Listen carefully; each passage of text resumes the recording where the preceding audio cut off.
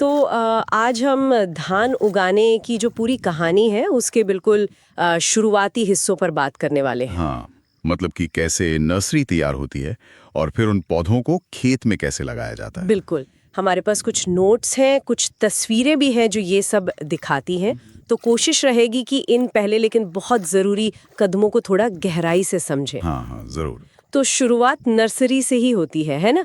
यहीं पर धान के वो नन्हे नन्हे पौधे तैयार किए जाते हैं। जी।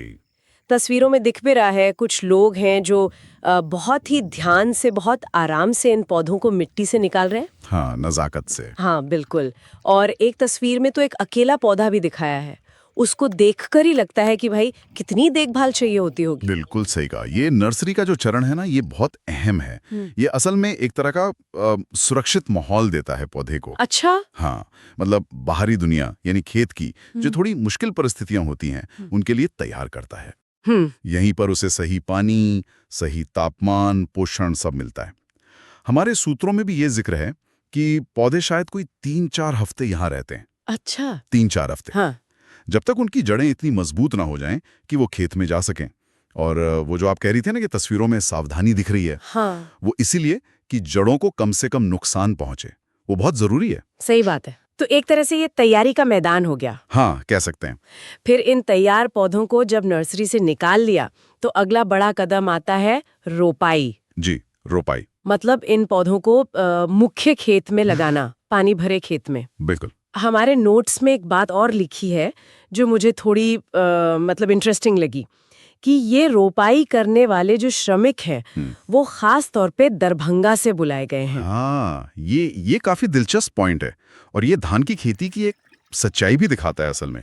अच्छा, जी, कैसे? देखिए, रोपाई का काम सिर्फ मेहनत वाला नहीं है, इसमें हुनर भी चाहिए। पौधों को बिल्कुल सही दूरी पर लगाना होता है, पानी का लेवल देखकर उनकी जड़ों को ठीक से मिट्टी में बिठाना होता है। अच्छा। इसमें एक खास तरह की लय, एक अंदाज चाहिए होता है।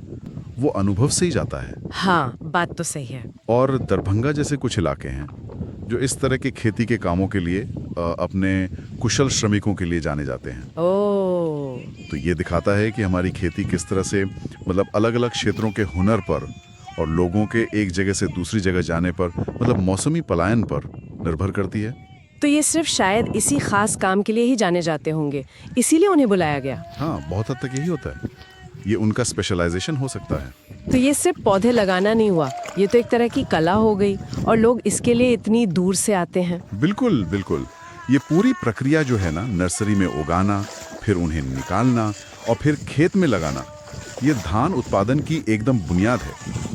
इसमें मौसम की समझ, पानी का अंदाजा, मिट्टी की परख और साथ में इंसानी हुनर और मेहनत, इन सब का बड़ा गहरा तालमेल लगता है। जरा सी भी चूक हो जाए तो पूरी फसल पर असर पड़ सकता है। सही बात है।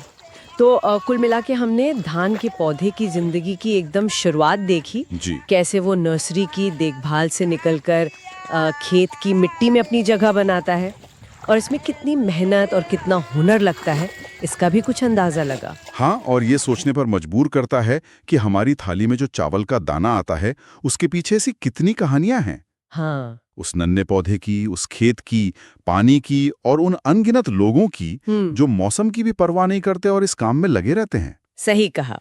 तो अगली बार जब हम चावल खाएं, तो शायद एक पल को उसके इस शुरुआती सफर के बारे में भी सोच सकते हैं कि कैसे एक इतने नाजुक से पौधे को खेत में पैर जमाने के लिए इतनी सारी तैयारी और इतने सारे लोगों की मदद की जरूरत पड़ती है। बिल्कुल, ये सोचने वाली बात है।